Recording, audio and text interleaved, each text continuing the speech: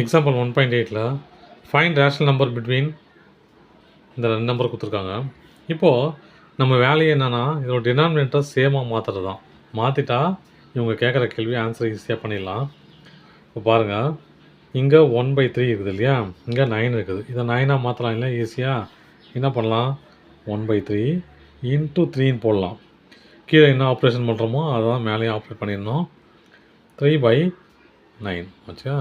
ஏன் அதை ஆப்ரேட் பண்ண சொல்கிறோம் அப்படின்னா, இதோட ஒரிஜினாலிட்டி போகக்கூடாது. நம்ம சரியா, நம்ம எந்த நம்பரால் மல்டிப்ளை பண்ணாலும் பண்ணிக்கலாம். நம்ம இந்த நம்பரை எந்த நம்பராலையும் மல்டிப்ளை பண்ணிக்கலாம்.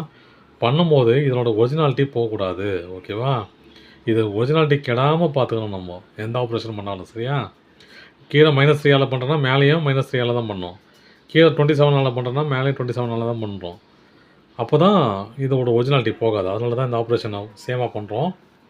இப்போ 3/9 ஆயிடுச்சு, இது 5/9 ஆயிடுச்சு இல்லையா. ஏற்கனவே இருக்குது இது.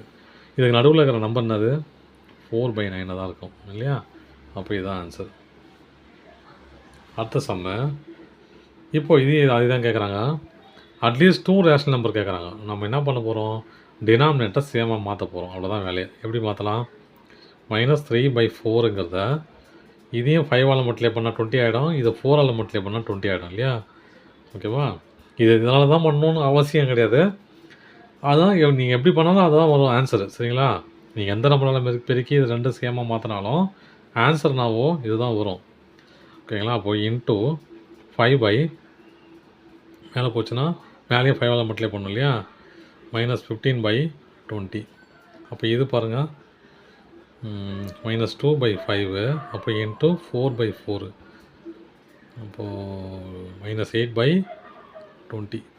அப்போ இதுக்கு இடைப்பட்ட நம்பர் பாருங்கள், -15/20, இது -8/20. அப்போ நம்பர் எப்படி இருக்கும், -14/20, -15/20, -13/20, -12/20, -11/20. இப்படியே போயினே இருக்கும் நம்பர் -8 வரைக்கும். ஓகேங்களா, அவ்வளோதான் சம். தேங்க்யூ.